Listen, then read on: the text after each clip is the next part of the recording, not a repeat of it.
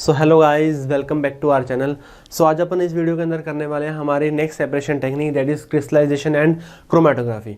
देखो, क्रिस्टलाइजेशन और क्रोमेटोग्राफी अपने आप में बहुत ही ज़्यादा इंपॉर्टेंट टेक्निक्स है ये। सो पहले हम करेंगे क्रिस्टलाइजेशन क्या होता है, उसके बारे में आपको सारा बताऊंगा। फिर क्रोमेटोग्राफी। देखो, क्रोमेटोग्राफी भी वैसे तो क्रोमेटोग्राफी बहुत ही डिफरेंट टाइप्स की क्रोमेटोग्राफी हम स्टडी करते हैं, बट हमारी एनसीईआरटी के अंदर एक क्रोमेटोग्राफी गिवन है, दैट इज पेपर क्रोमेटोग्राफी। अगर हम एनटीएससी पॉइंट ऑफ व्यू से बात करें तो वहाँ पर एक क्रोमेटोग्राफी की हमें और ज़रूरत पड़ती है, जिसका नाम है कॉलम क्रोमेटोग्राफी। तो इस वीडियो लेक्चर के अंदर हम क्रिस्टलाइजेशन टेक्निक तो स्टडी करेंगे, साथ में हम दोनों क्रोमेटोग्राफी जो टेक्निक्स हैं उनको भी क्या करेंगे, हम स्टडी करेंगे उसको। ओके, तो सबसे पहले बात करते हैं हम क्रिस्टलाइजेशन की, कि जो हमारा क्रिस्टलाइजेशन है वो क्या होता है और कैसे ये हमें सेपरेशन में हेल्प करता है।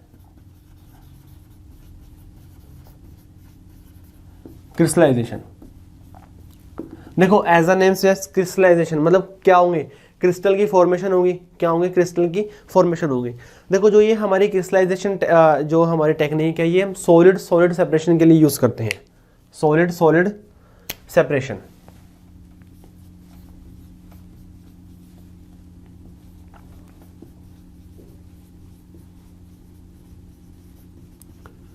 ये जो टेक्निक हम सॉलिड सॉलिड सेपरेशन के लिए क्या करते हैं, यूज करते हैं।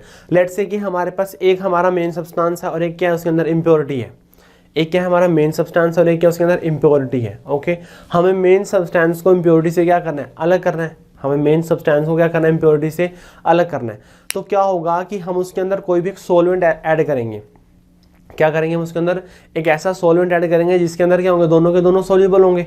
जिसके अंदर क्या होंगे, दोनों के दोनों सॉल्युबल होंगे। अगर इनसॉल्युबल होंगे तो उसको हम फिल्ट्रेशन से क्या कर देंगे, उसको हम अलग कर देंगे। तो हम एक ऐसा सॉल्वेंट ऐड करेंगे जिसके अंदर दोनों क्या होंगे, सॉल्युबल होंगे।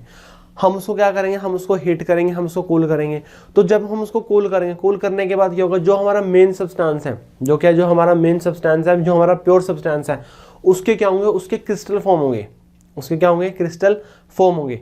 तो उसके क्रिस्टल फॉर्म होंगे। जो बाकी सब्सटेंस, जो बाकी इम्प्योरिटी है, उसके क्रिस्टल फॉर्म नहीं होंगे। वो क्या होगा, वो हमारा सोल्यूशन के अंदर ही रहेगा। तो हम उसको फिल्टर करेंगे। फिल्टर करने के बाद क्या होगा, हमें उसके क्रिस्टल मिल जाएंगे प्योर सब्सटेंस के। उसी को क्या बोलते हैं, उसी को हम बोलते हैं क्रिस्टलाइजेशन टेक्निक बोलते हैं। अभी मैं आपको उसका पूरा प्रोसीजर बताऊंगा। इन शॉर्ट बता रहा हूँ मैं, क्रिस्टलाइजेशन क्या होता है कि हमें क्या मिल रहा है, हमें प्योर क्रिस्टल मिल रहे हैं। हमें क्या मिल रहे हैं, हमें प्योर क्रिस्टल मिल रहा है। जो हमारा मेन सब्सटेंस है उसके हमें क्रिस्टल मिल रहे हैं। इम्प्योर सब्सटेंस से क्रिस्टल नहीं बनेंगे, वो सेम रहेगा। अगर हम उसे क्रिस्टल मिल गए, हम फिल्ट्रेशन करेंगे। फिल्ट्रेशन करने से क्या होगा, वो हम उसको अलग से सेपरेट कर देंगे। ओके, तो है क्या ये हमारी क्रिस्टलाइजेशन टेक्निक क्या होगी हमारी, it is a process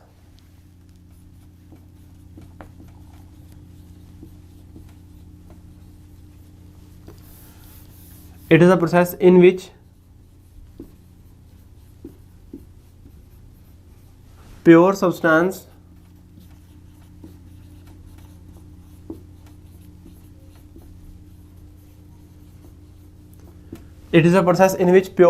is separated in the form of crystal. It is a process in which pure substance is separated in the form of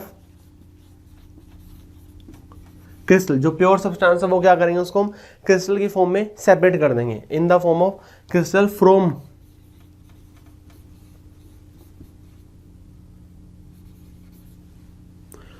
cooling a hot saturated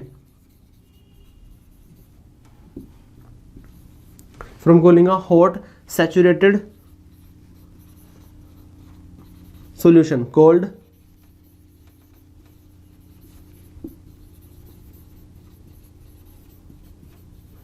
crystallisation. उसको हम क्या बोलते हैं, उसको हम क्रिस्टलाइजेशन बोलते हैं। तो क्या है, it is a process in which pure substance is separated. जो हमारा प्योर सब्सटेंस होगा उसको हम सेपरेट करेंगे। It is a process in which pure substance is separated in the form of crystal. जो हमारा प्योर सब्सटेंस है उसको हम क्रिस्टल की फॉर्म में क्या कर देंगे, सेपरेट कर देंगे। From cooling a hot saturated solution. कैसे करेंगे, जो भी हमारा सैचुरेटेड सोल्यूशन उसको हम क्या करेंगे, उसको हम कूल डाउन करेंगे। कूल डाउन करने पे क्रिस्टल फॉर्म होंगे, उसको हम अलग कर देंगे। उसी को क्या बोलेंगे, उसी को हम क्रिस्टलाइजेशन बोलेंगे। ओके, तो ये तो होगी उसकी डेफिनेशन हो गया। अब मैं आपको थोड़ा सा प्रोसीजर बता देता हूँ कि किस तरह ये काम करेगा। मैं अभी आपको पूरा लिखवाऊंगा नहीं, जस्ट मैं आपको बताऊंगा देखो सबसे फर्स्ट काम क्या करना है, सबसे फर्स्ट जो हमारा मेन स्टेप है, मेन स्टेप हमें पता है कि हमारे पास एक मिक्सचर है, हमारे पास क्या, हमारे पास एक मिक्सचर है, उसको लेट से कि हमने चाइना डिश के अंदर ऐड किया, उसको हमने चाइना डिश के अंदर डाल दिया और साथ में हमने क्या डाल दिया, साथ में उसमें सॉल्वेंट डाल दिया, साथ में क्या डाल दिया, साथ में हमने उसके अंदर सॉल्वेंट डाल दिया। अब देखो सॉल्वेंट हमारा ज़्यादातर हम वाटर यूज़ करते हैं, कोई और भी यूज़ करते हैं, कर सकते हो, ओके। तो लेट से कि हमने वाटर ही उसके अंदर डाल दिया। अब जैसे हमने उसके अंदर वो डाल दिया, पूरे को हमने क्या कर दिया, पूरे को हमने मिक्स कर दिया, पूरे को क्या कर दिया, पूरे को हमने स्टर कर दिया। स्टर करने पे क्या हुआ, जो हमारा मिक्सचर था, मिक्सचर क्या हो गया, पूरा का पूरा सोल्यूबल हो गया। जो हमारा मिक्सचर था वो क्या हो गया, पूरा का पूरा सोल्यूबल हो गया, ओके। अब हम उसको क्या करेंगे, अब उसको बर्नर पे रखेंगे। अब हम क्या करेंगे, उसको बर्नर पे रखेंगे। बर्नर पे रखने के बाद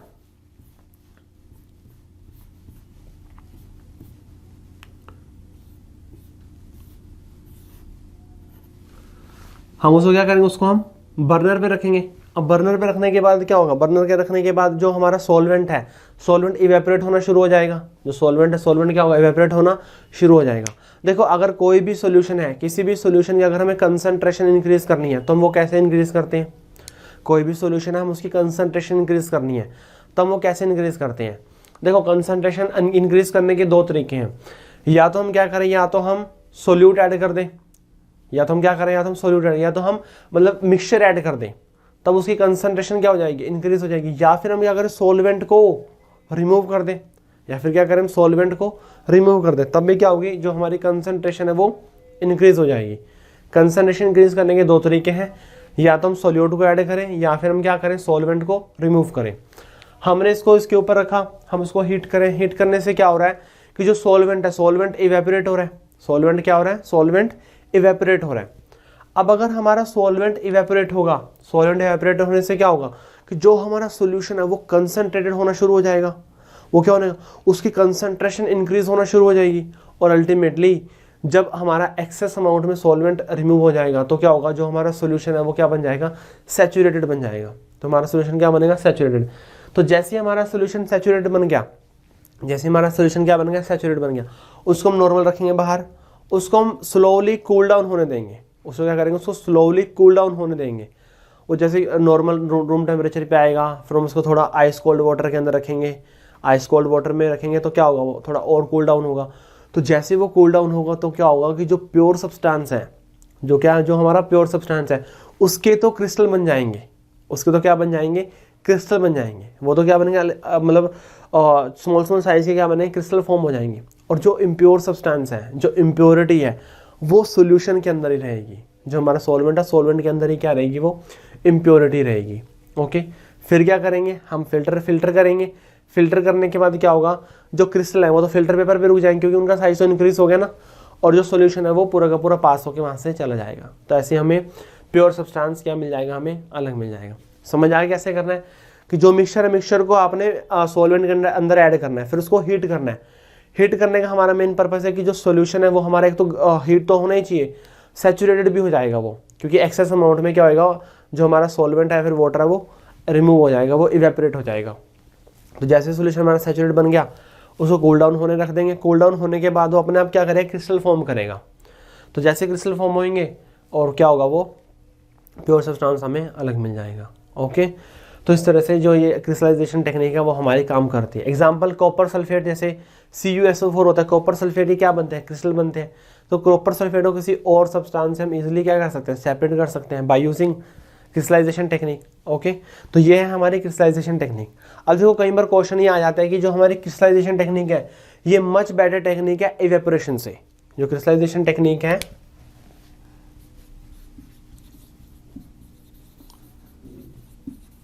crystallization technique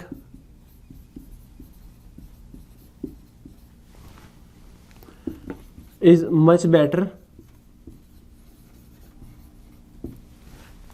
than evaporation.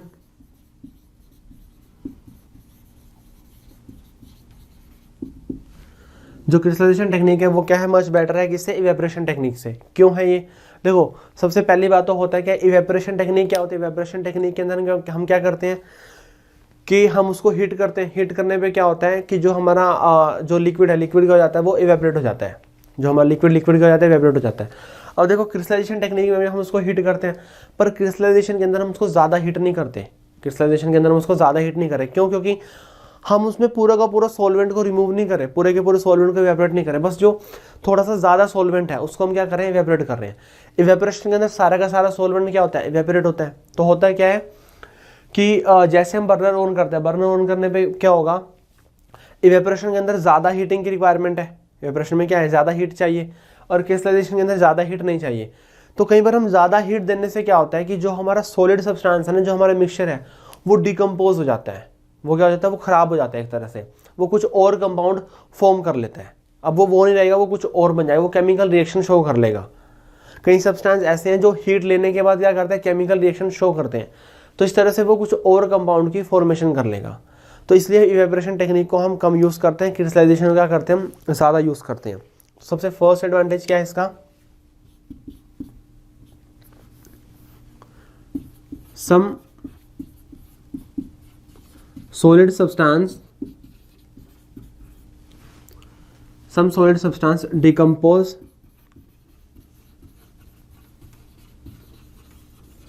on heating in evaporation।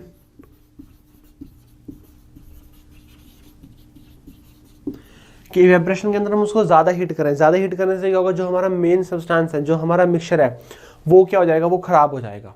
अब वो नहीं रहेगा जो हम जिसकी हम बात करें, वो कोई और सब्सटेंस की फॉर्मेशन कर लेगा वो। ओके, तो सबसे फर्स्ट एडवांटेज तो ये है। सेकंड, देखो इवेपोरेशन टेक्निक हम कहाँ यूज़ करते हैं, इवेपोरेशन टेक्निक हम यूज़ करते हैं सॉलिड और लिक्विड की सेपरेशन के लिए। कहाँ यूज़ करते हैं, सॉलिड और लिक्विड की, सॉलिड और लिक्विड को सेपरेट करने के लिए यूज़ करते हैं।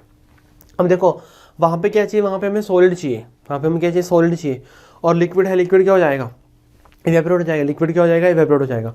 अगर लेट से कि उसके अंदर क्या हो, दो सॉलिड सब्सटेंस हो और हमारा क्या हो, लिक्विड भी हो, दो सॉलिड सब्सटेंस हो, दो सोल्यूबल सॉलिड सब्सटेंस को हमें सेपरेट करना है, तो वहाँ पर हम इवेपोरेशन टेक्निक का यूज़ नहीं कर सकते। लेट से कि हमें सोल्ट और शुगर को सेपरेट करना है, हमें क्या करना है, सोल्ट और शुगर को सेपरेट करना है, हमने वाटर के अंदर उसको डिजोल्व कर दिया। अब वाटर के अंदर सोल्ट भी डिजोल्व हो जाएगा और शुगर भी डिजोल्व हो जाएगी। अब इवेपोरेशन करने से क्या होगा, वाटर तो रिमूव हो जाएगा, बट उसके अंदर तो सोल्ट भी बच गया और शुगर भी बच गई, दोनों एक साथ बच गए। अब दोनों एक साथ बच गए, दोनों को हम सेपरेट नहीं कर सकते ना, क्योंकि दोनों सेपरेट होंगे ही नहीं, दोनों सेपरेट होंगे ही नहीं। तो उस केस में क्या किया, अगर दोनों ही सॉलिड सब्सटेंस हैं और दोनों ही सोल्यूबल हैं, तो उस केस में इवेपोरेशन टेक्निक को यूज़ नहीं कर सकते। Okay, clear?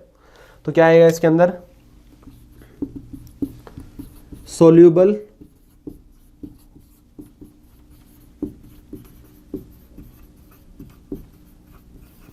solid impurities do not get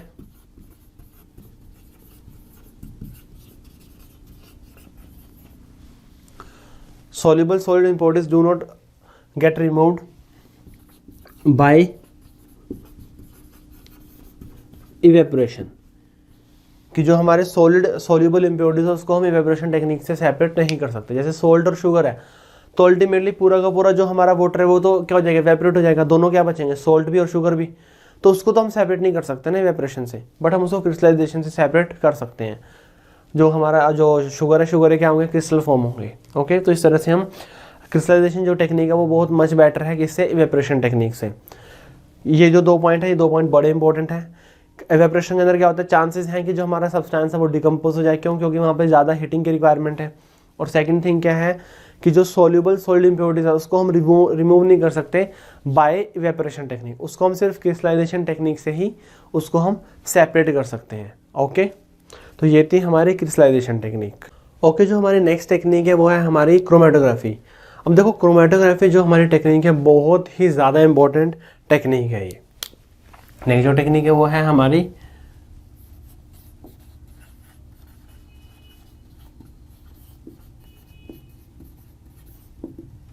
chromatography.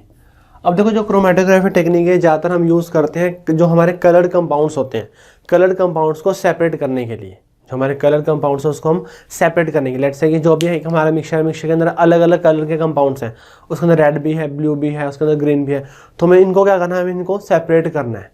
तो उसके लिए हम कौन सी टेक्निक का यूज़ करते हैं, उसके लिए हम क्रोमेटोग्राफी टेक्निक का यूज़ करते हैं। Okay,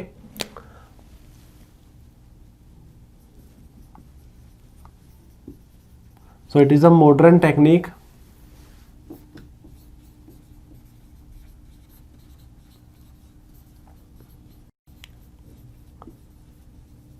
which is used in the separation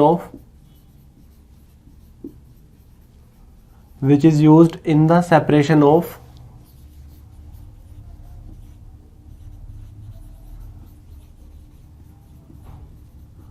colored compounds, कि जो हमारी क्रोमेटोग्राफी वो क्या है, it is a modern technique which is use in the separation of coloured compounds known as chromatography. उसको हम क्या बोलते हैं, क्रोमेटोग्राफी बोलते हैं। अब देखो क्रोमेटोग्राफी जो टेक्निक है बहुत ही एडवांस टेक्निक है और बहुत ही मॉडर्न टेक्निक है। पहले ये बोला जाता था कि जो क्रोमेटोग्राफी है वो हम कलर्ड कंपाउंड्स के लिए यूज़ करते हैं, बट अब ऐसा नहीं है। क्रोमेटोग्राफी से हम जो कलर्ड कंपाउंड्स नहीं भी हैं, जो बिना कलर्ड कंपाउंड्स हैं, उनको भी हम सेपरेट इजीली कर सकते हैं बाय यूजिंग क्रोमेटोग्राफी टेक्निक। अब देखो जो क्रोमेटोग्राफी है बहुत ही डिफरेंट टाइप्स की क्रोमेटोग्राफी आज हम यूज़ करते हैं। Paper chromatography, column chromatography, thin layer chromatography, gas chromatography, high performance liquid chromatography, बहुत ही डिफरेंट टाइप्स की हम क्रोमेटोग्राफी टेक्निक्स का यूज़ करते हैं। बट हमारे सिलेबस के अंदर एनसीईआरटी के अंदर एक क्रोमेटोग्राफी गिवन है जिसका नाम है पेपर क्रोमेटोग्राफी, और एनटीएससी पॉइंट ऑफ व्यू से देखा जाए तो वहाँ पे एक और इम्पोर्टेंट है, दैट इज कॉलम क्रोमेटोग्राफी। तो इसके अंदर हम पेपर क्रोमेटोग्राफी भी करेंगे और साथ में हम कॉलम क्रोमेटोग्राफी दोनों को क्या करेंगे, हम डिस्कस करेंगे। ओके, तो पहले मैं आपको बता देता हूँ कि types of chromatography.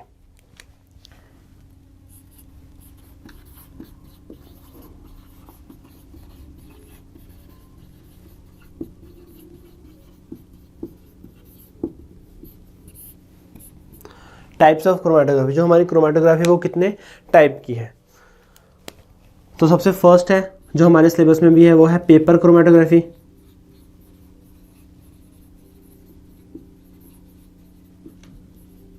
Paper chromatography. Second है हमारे पास column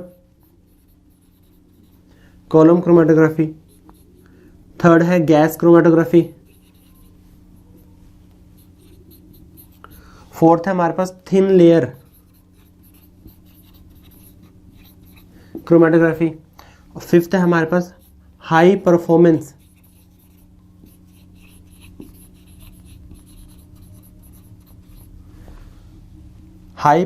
liquid chromatography, HPLC, high performance liquid chromatography. इसको हम बोलते हैं TLC, थिन लेयर क्रोमेटोग्राफी। इसको हम बोलते हैं HPLC, high performance liquid chromatography. Okay, तो इस तरह इनके अलावा भी बहुत सारी और हमारे पास क्रोमेटोग्राफी टेक्निक्स हैं। तो इसलिए ये अगर आपको कोई भी क्रोमेटोग्राफी आ रही है या आपके सिलेबस में पेपर क्रोमेटोग्राफी आई है या फिर कॉलम क्रोमेटोग्राफी आई है, तो इतना तो आपने हर किसी क्रोमेटोग्राफी के अंदर लिखना ही है कि क्रोमेटोग्राफी होती क्या है और वो कितने टाइप्स की है हमारे पास। ओके, तो इतना तो आपने लिखना ही है। उसके बाद जो भी अगर आपको पेपर क्रोमेटोग्राफी पूछा गया है तो आप पेपर क्रोमेटोग्राफी को डिस्कस करोगे। अगर आपसे कॉलम क्रोमेटोग्राफी पूछी गई है तो आप कॉलम क्रोमेटोग्राफी को क्या करोगे, डिस्कस करोगे। ओके, तो सबसे पहले हम करेंगे पेपर क्रोमेटोग्राफी। सबसे पहले हम करेंगे पेपर क्रोमेटोग्राफी।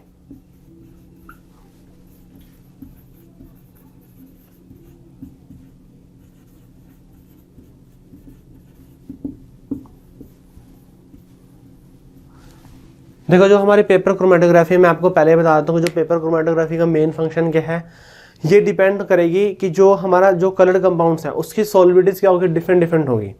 जो भी हमारे पास कलर्ड कंपाउंड है उसकी सॉल्बिलिटी क्या होगी, उसकी सॉल्बिलिटी डिफरेंट होंगी। अब लेट्स से कि एक हमारे पास मिक्सचर है, कलर्ड कंपाउंड्स का मिक्सचर है, उसके अंदर रेड भी है, ब्लू भी है, ग्रीन भी है। अब हमने उसके अंदर वाटर सॉल्वेंट है। अब रेड की सॉल्बिलिटी वाटर में अलग होगी, ग्रीन की सॉल्बिलिटी अलग होगी और ब्लू की सॉल्बिलिटी क्या होगी, अलग होगी। इन सब की सॉल्बिलिटी क्या होगी, अलग अलग होगी। तो उसी के ऊपर ही क्या होता है, उसी के ऊपर ही ये बेस्ड है। पहले मैं आपको समझाऊंगा, फिर मैं आपको उसको डेफिनेशन इसके लिखवा दूंगा। ओके, फंक्शन मैं लिखवा नहीं रहा कि ये पहले आपने क्या करना, मतलब प्रोसीजर टाइप से मैं लिखवा रहा, वो आप अपनी वर्डिंग में उसको लिख भी सकते हो। ओके, देखो सबसे पहले क्या है, सबसे पहले हमने एक पेपर लिया। अब ये नॉर्मल पेपर नहीं है, इसको हम बोलते हैं क्रोमेटोग्राफिक पेपर।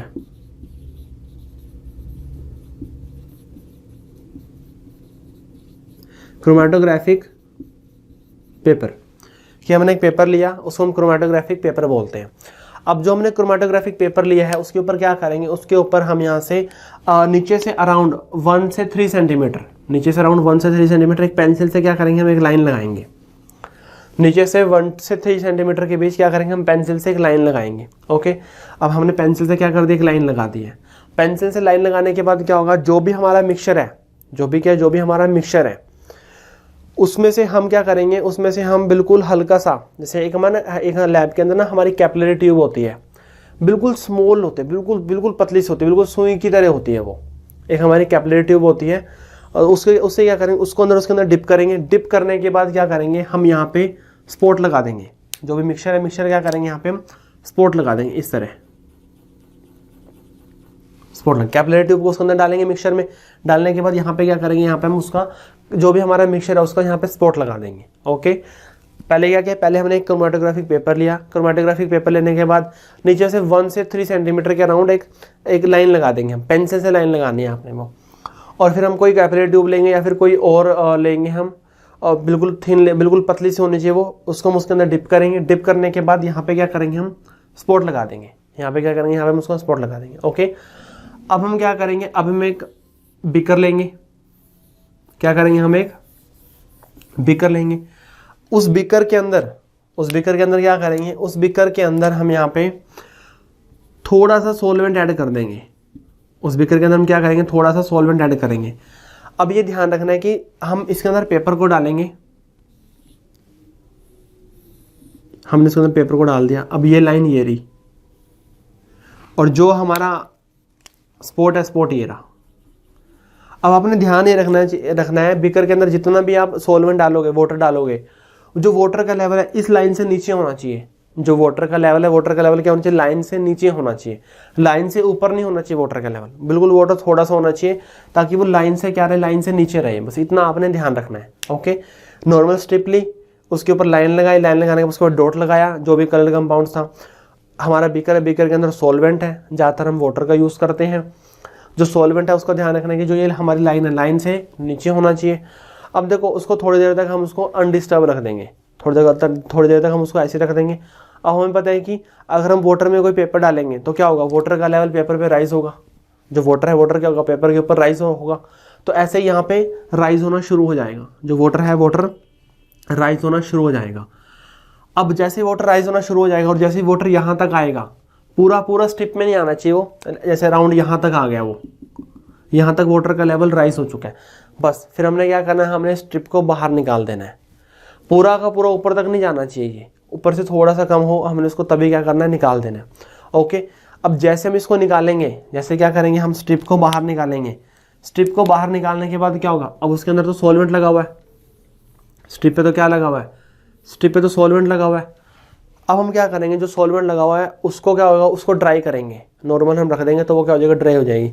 वरना हम लैब के अंदर हमारे पास हेयर ड्रायर भी होते हैं। जो हेयर ड्रायर होते हैं ना, लैब के अंदर भी उनका काम है इसी तरह से, जो पेपर को ड्रायर करने के लिए हम यूज़ करते हैं। तो अगर हमें जल्दी चाहिए तो हम क्या कर देंगे, ड्रायर का यूज़ कर देंगे।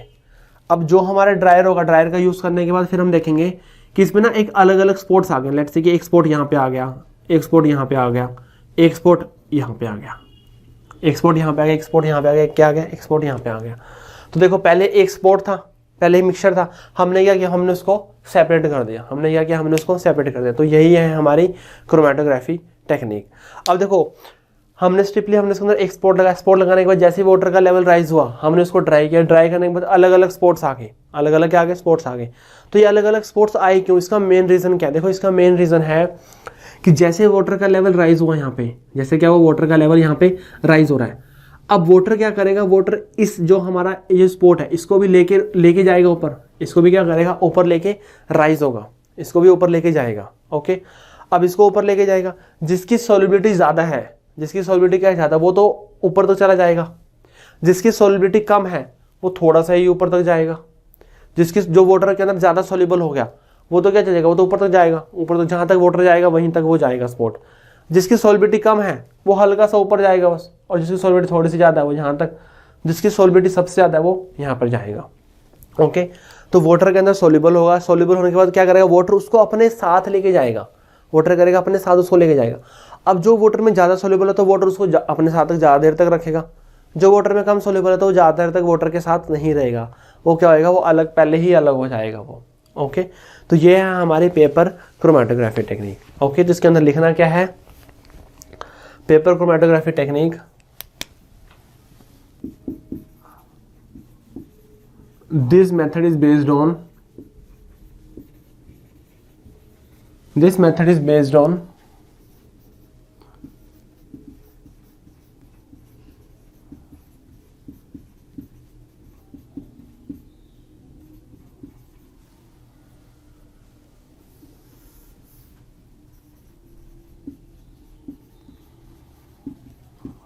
different components of mixture have different solubilities.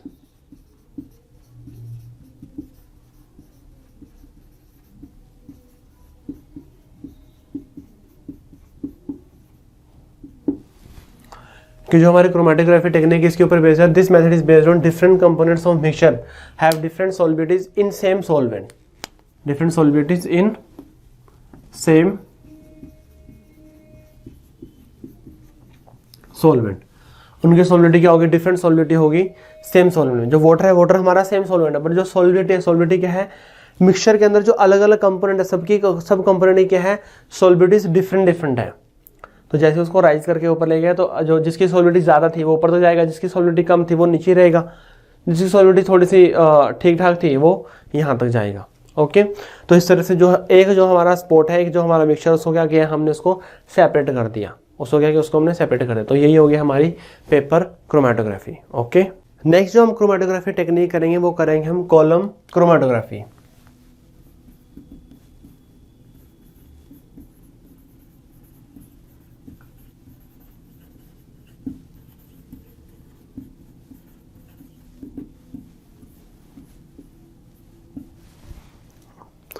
अब देखो, फर्स्ट हमने किया पेपर क्रोमेटोग्राफी, अब हम करेंगे कॉलम क्रोमेटोग्राफी। जो हमारी कॉलम क्रोमेटोग्राफी है वो पेपर क्रोमेटोग्राफी से इंपॉर्टेंट भी है, और थोड़ा सा जो इसका प्रोसीजर है वो क्या है? डिफरेंट भी है, थोड़ी सी एडवांस टेक्निक है। देखो, कॉलम क्रोमेटोग्राफी कराने से पहले आपको पता होना चाहिए कि एब्जॉर्प्शन क्या होता है और एडसॉर्प्शन क्या होता है। एक दोनों ही कंसेप्ट है, बिल्कुल छोटे छोटे। आपको पता होना चाहिए कि जो एब्जॉर्प्शन है, एब्जॉर्प्शन क्या होता है और एडसॉर्प्शन क्या होता है। देखो, सिर्फ डिफरेंस है इसके अंदर बी का और डी का। एक होता है एब्जॉर्प्शन, एक होता है एडसॉर्प्शन। जैसे हमारे पास स्पंज है, हम स्पंज को वाटर के अंदर डालेंगे, वाटर के अंदर डालने के बाद क्या होगा? वाटर के मॉलिक्यूल्स स्पंज में आ जाएंगे। जो वाटर है, वाटर के मॉलिक्यूल्स क्या आएंगे? वो स्पंज के अंदर आ जाएंगे। तो वो तो हो गया हमारा एब्जॉर्प्शन। वो क्या हो गया? वो हमारा एब्जॉर्प्शन हो गया कि वाटर के मॉलिक्यूल्स कहाँ चले गए? स्पंज के अंदर चले गए। वाटर के मॉलिक्यूल्स कहाँ चले गए? स्पंज के अंदर चले गए। तो एब्जॉर्प्शन के अंदर तो क्या होता है कि जो मॉलिक्यूल्स कहाँ जाते हैं? वो अंदर जाते हैं। अब एडसॉर्प्शन के अंदर क्या होता है? एडसॉर्प्शन में क्या होता है? जैसे लेट्स से कि हमें पता ना कि आपने कभी देखा होगा, जो आपकी वाटर बॉटल्स लेके आते हो मार्केट में, या फिर कई नए शूज़ का बॉक्स लेके आते हो उसकी, या फिर आपको मोबाइल बॉक्स होता है, उसके अंदर क्या होता है? सिलिका जेल निकलता है। एक छोटे सा पैकेट निकलता है जिसके ऊपर लिखा होता है डू नॉट ईट। वो क्या होता है? वो सिलिका जेल होता है। वो क्या होता है? वो सिलिका जेल होता है। एक्चुअल में उसके अंदर वो क्यों ऐड करते हैं? वो ऐड इसलिए करते हैं क्योंकि जो सिलिका जेल है वो क्या करता है? वाटर के मॉलिक्यूल्स को एब्जॉर्ब करता है। जो ह्यूमिडिटी है, ह्यूमिडिटी को क्या करता है? एब्जॉर्ब करता है। मॉइस्चर को क्या करता है? वो एब्जॉर्ब करता है। हमें पता है जो एयर है, एयर में आसपास क्या होता है? वाटर के मॉलिक्यूल्स भी हैं, ह्यूमिडिटी है जिसको हम बोलते हैं। तो जैसे हम वाटर बॉटल्स को बंद करते हैं तो एयर के साथ साथ ह्यूमिडिटी भी उसके अंदर चली गई है। अब ह्यूमिडिटी की वजह से क्या होता है कि उसके अंदर स्मेल आ जाती है। उसके अंदर क्या होता है? स्मेल आ जाती है। तो उसके लिए उसके अंदर हम क्या होता है? सिलिका जेल डाल देते हैं। सिलिका जेल क्या करता है? जो एयर के अंदर जो एक्सेस ह्यूमिडिटी है, एयर के अंदर जो मॉइस्ट एयर है, उसको क्या करता है? उसको वो ड्राई कर देगा। वाटर के मॉलिक्यूल्स को क्या करेगा? वो एब्जॉर्ब कर लेगा। वाटर के मॉलिक्यूल्स को क्या करेगा? वो एब्जॉर्ब कर लेगा। तो सिलिका जेल के अंदर नहीं जाते वाटर के मॉलिक्यूल्स, वो क्या रहते हैं? वो बाहर रहते हैं। सिलिका जेल के अंदर नहीं जाते वाटर के मॉलिक्यूल्स, वो क्या करते हैं? वो बाहर रहते हैं। तो ये हो गया हमारा एडसॉर्प्शन हो गया। ओके, आप इस तरह लगा सकते हो कि जो हम वॉल को पेंट करते हैं, तो जो पेंट करें, पेंट वॉल के हम बाहर करें, वॉल के अंदर तो नहीं जा रहा पेंट, इसलिए वो क्या हो गया? एडसॉर्प्शन हो गया। वो क्या होगा? वो एक तरह सा एडसॉर्प्शन हो गया वो। ओके, अब इसके अंदर हमें एडसॉर्प्शन पता होना चाहिए, क्योंकि यहाँ पे जो कॉलम क्रोमेटोग्राफी है वहाँ पे एडसॉर्प्शन का इंपॉर्टेंट रोल है। एडसॉर्प्शन के ऊपर ही ये डिपेंड है। अब एडसॉर्प्शन के अंदर ना दो कंपोनेंट होते हैं। देखो, एडसॉर्प्शन तो होता है हमारा प्रोसेस। एडसॉर्प्शन तो क्या है? ये तो है, it is a process. Adsorption के दो कंपोनेंट होते हैं। एक तो होता है हमारा एडसॉर्बेट, एक होता है एडजोर्बेंट, एक होता है एडजोर्बेट, एक क्या होता है एडजोर्बेंट होता है। अब जैसे देखो सिलिका जेल था, सिलिका जेल पे क्या हुआ, सिलिका जेल के ऊपर वाटर के मॉलिक्यूल्स आए, तो सिलिका जेल तो वहीं का वहीं रहा ना, वाटर के मॉलिक्यूल्स उसके पास आए हैं, तो सिलिका जेल तो क्या काम करेगा, एडजोर्बेंट का काम करेगा, और जो वाटर के मॉलिक्यूल्स है वो एडजोर्बेट का काम करेंगे। हम वॉल है, वॉल को हम पेंट करें, वॉल तो वहीं के वहीं है ना, हम पेंट लेके आए ना उसको करने के लिए, तो वॉल है, वॉल तो एडजोर्बेंट का काम करेगा, और जो पेंट है वो क्या काम करेगा, एडजोर्बेट का काम करेगा। तो इसलिए याद रखें, जैसे आपका बेंच है तो बेंच को लगा लो बेंट, एडजोर्बेंट, वो क्या बेंच क्या होगा हमारा, एडजोर्बेंट होगा, उसके ऊपर हम पेंट करें तो वो क्या होगा, एडजोर्बेट हो गया। कोई आ रहा है तो वो क्या होगा, एडजोर्बेट होगा, जो वहीं पे है जिसके ऊपर एडजोर्प्शन हो रहा है एक्चुअल में, वो क्या होगा, वो हमारा एडजोर्बेंट होगा। ओके, इतना पता होना चाहिए आपको। अब देखो जो हमारी कॉलम क्रोमेटोग्राफी है, कॉलम क्रोमेटोग्राफी के अंदर क्या होता है, एक हमारी कॉलम होती है, कॉलम जैसे इस तरह कॉलम लगा लो, एक हमारी कॉलम है,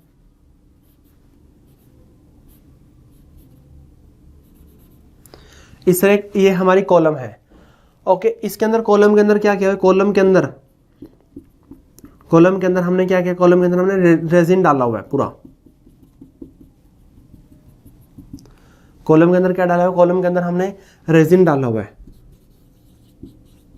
अब रेजिन क्या होता है, रेजिन होता है हमारा जो विस्कस लिक्विड होता है, जो क्या होता है, जो हमारा जेल टाइप से लिक्विड होता है उसको हम रेजिन बोलते हैं।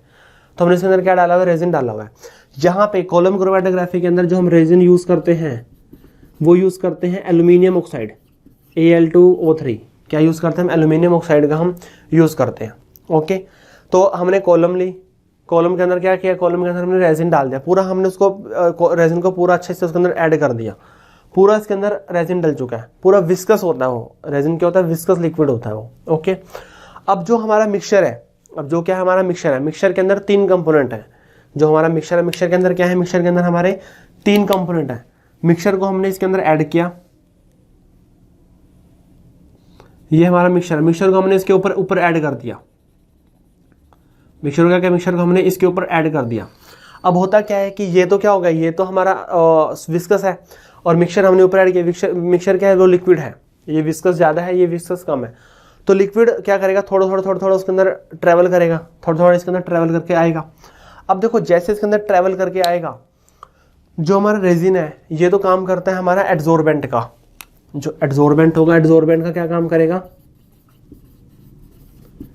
जो रेजिन है, रेजिन किसका काम करेगा, एडजोर्बेंट का काम करेगा। और जो हमारा मिक्सचर है ये किसका काम करेगा, एडजोर्बेट का काम करेगा, ये किसका काम करेगा, एडजोर्बेट का काम करेगा। जो रेजिन है ये तो एडजोर्बेंट का काम करता है। जैसे इसके अंदर मिक्सचर ऐड करेंगे, मिक्सचर क्या होगा, मिक्सचर एडजॉर्ब हो जाएगा जाके, मिक्सचर क्या होगा, एडजॉर्ब हो जाएगा जाके। अब देखो मिक्सचर के अंदर लेट्स से कि 3 कंपोनेंट है, एक ए है, एक बी है और एक क्या है, सी है। तीनों की जो एडजॉर्प्शन पावर है ना वो अलग अलग है, तीनों की जो एडजॉर्प्शन पावर है वो क्या है, अलग अलग है। अब इसको ध्यान से सुना, इसी के ऊपर हमारा जो है टेक्निक बेस्ड है हमारी।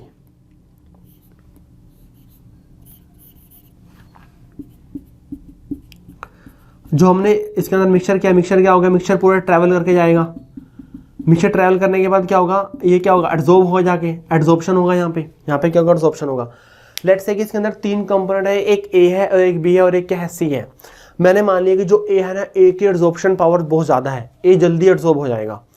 अब जैसे मिक्सचर गया, मिक्सचर क्या होगा, ए की एडजॉर्प्शन पावर ज़्यादा है, तो ए तो क्या हुआ, ए तो ऊपर ही जाके क्या हो जाएगा, एडजॉर्ब हो जाएगा। ए तो क्या हुआ, ऊपर ही जाके एडजॉर्ब हो जाएगा। ए तो क्या हुआ, ए तो ऊपर ही जाके एडजॉर्ब हो गया। बी की एडजॉर्प्शन पावर थोड़ी सी कम है, तो बी थोड़ा नीचे जाके एडजॉर्ब होगा। बी क्या होगा, बी थोड़ा नीचे जाके एडजॉर्ब होगा। सी की एडजॉर्प्शन पावर बिल्कुल ही कम है,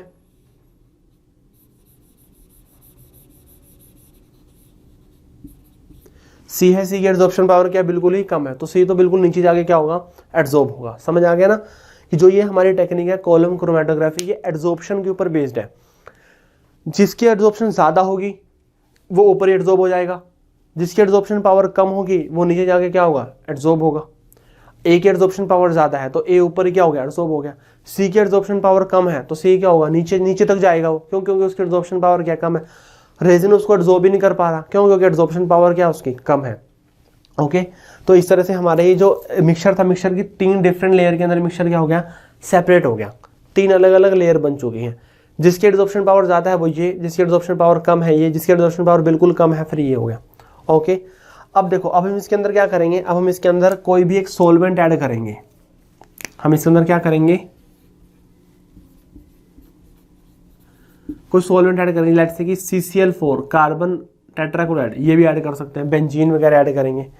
ओके, अब इसके अंदर होगा क्या कि जैसे इसके अंदर हम CCl4 ऐड करेंगे, CCl4 पूरा ट्रैवल करके जाएगा। CCl4 क्या करेगा, पूरा का पूरा ट्रैवल करके जाएगा यहाँ पे।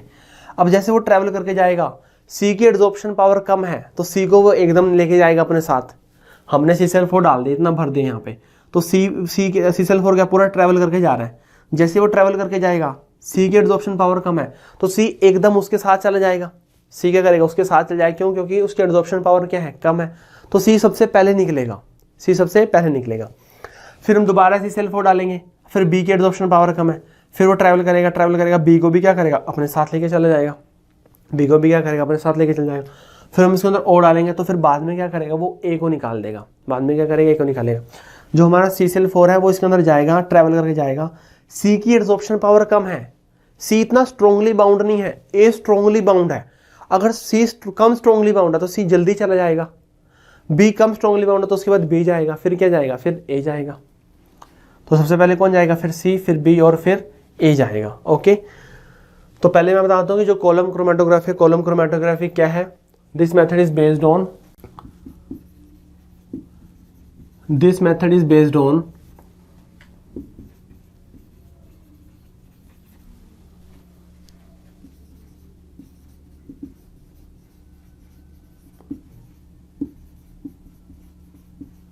different component of mixture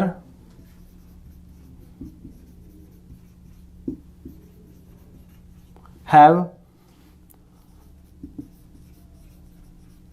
different adsorption power।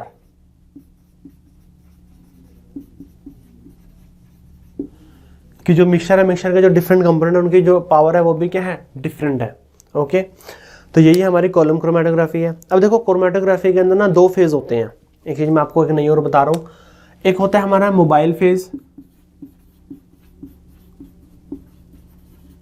एक होता है हमारा स्टेशनरी फेज।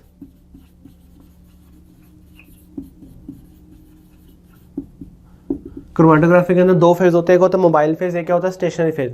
मोबाइल फेज जो ट्रैवल करेगा, स्टेशनरी फेज जो फिक्स रहेगा। मोबाइल फेज जो ट्रैवल करेगा, स्टेशनरी फेज जो फिक्स रहेगा। अब देखो, रेजिन है, रेजिन वहीं का वहीं है, रेजिन फिक्स है, वो कहीं भी मूव करके नहीं गया। तो जो रेजिन है, रेजिन किसका काम करेगा, स्टेशनरी फेज का काम करेगा। अब मोबाइल फेज हमने बाद में क्या डाला, CCl4 डाला, हमने बाद में क्या डाला, सॉल्वेंट डाला, तो सॉल्वेंट किसका काम करेगा, मोबाइल फेज का। क्यों, क्योंकि वो तो पूरा का पूरा ट्रैवल करके जा रहा है। तो CCl4 क्या होगा, वो हमारा मोबाइल फेज होगा। वो क्या होगा, वो हमारा मोबाइल फेज होगा। ओके, इसके अंदर एड्सॉर्प्शन पावर का ऑर्डर क्या आएगा, एड्सॉर्प्शन जो पावर है उसका ऑर्डर क्या आएगा, A की एड्सॉर्प्शन पावर सबसे ज्यादा, फिर B की और फिर C की एड्सॉर्प्शन पावर ये हो गया। ऑर्डर ऑफ एल्यूशन कि बाहर सबसे पहले कौन निकलेगा, जिसकी एड्सॉर्प्शन पावर ज्यादा है उसका एल्यूशन क्या होगा, सबसे लास्ट में होगा। तो C, फिर B और फिर A। सबसे पहले C निकलेगा, फिर B निकलेगा और फिर A निकलेगा। ओके, समझ आया ये। मैं आपको दोबारा बता रहा हूँ कि हमने कॉलम ली है, कॉलम के अंदर हमने उसके अंदर रेजिन को बिल्कुल उसके अंदर फिट कर दिया, उसके अंदर डाल दिया। अब हमने उसके अंदर मिक्सचर डाला। अब रेजिन है, रेजिन तो काम करेगा एड्सॉर्बेंट का, और जो मिक्सचर है, मिक्सचर काम करेगा एड्सॉर्बेंट का। तो जैसे हमने उसके अंदर मिक्सचर डाला तो मिक्सचर क्या होगा, मिक्सचर ट्रैवल करके जाएगा। जिसकी एड्सॉर्प्शन पावर ज़्यादा है तो वो ऊपर ही एड्सॉर्ब हो जाएगा, जिसकी एड्सॉर्प्शन पावर थोड़ी कम है वो नीचे जाके एड्सॉर्ब होगा। जिसकी एड्सॉर्प्शन पावर बिल्कुल ही कम है तो सबसे नीचे जाके क्या होगा, एड्सॉर्ब होगा वो। तो A की एड्सॉर्प्शन पावर ज़्यादा थी, हमने मान लिया कि A ऊपर एड्सॉर्ब होगा, फिर B और फिर सबसे लास्ट में क्या होगा, C होगा। इतना हो गया। फिर हमने इसके अंदर कोई एक सॉल्वेंट डाला जिसको हम बोलते हैं मोबाइल फेज, जिसको हम क्या बोलते हैं, मोबाइल फेज। मोबाइल फेज क्या करेगा, वो बिल्कुल इसके अंदर वो ट्रैवल करके जाएगा। क्या करेगा, उसके अंदर से वो ट्रैवल करके जाएगा। क्योंकि ये विस्कस है ना, विस्कस, तो फिर वो बिल्कुल लिक्विड की फॉर्म में ऐसे ट्रैवल करके जाएगा वो। C की एड्सॉर्प्शन पावर कम है तो C को सबसे पहले लेके जाएगा अपने साथ, फिर B को लेके जाएगा अगली बार में, फिर लास्ट में किसको लेके जाएगा, वो A को लेके जाएगा। तो सबसे पहले कौन निकलेगा, C, फिर B और फिर A। एड्सॉर्प्शन पावर का ऑर्डर A, B और फिर C होगा। तो यही है हमारी कॉलम क्रोमेटोग्राफी। बहुत ही इंपॉर्टेंट टॉपिक है, ये समझ आना चाहिए। एड्जॉर्प्शन क्या होता है, एड्जॉर्प्शन पावर क्या होता है, mobile phase, stationary phase, column और किस जो मेथड है उसके ऊपर ये बेस्ड है। तो चाहे आपके उस एग्जाम में पेपर क्रोमेटोग्राफी है चाहे कॉलम क्रोमेटोग्राफी है, इतना तो आपने हर किसी में लिखना है। कॉलम क्रोमेटोग्राफी में भी इतना लिखना है आपने, पेपर क्रोमेटोग्राफी में भी आपने इतना लिखना है। ओके, सो ये थी हमारी क्रोमेटोग्राफी टेक्निक। क्लियर?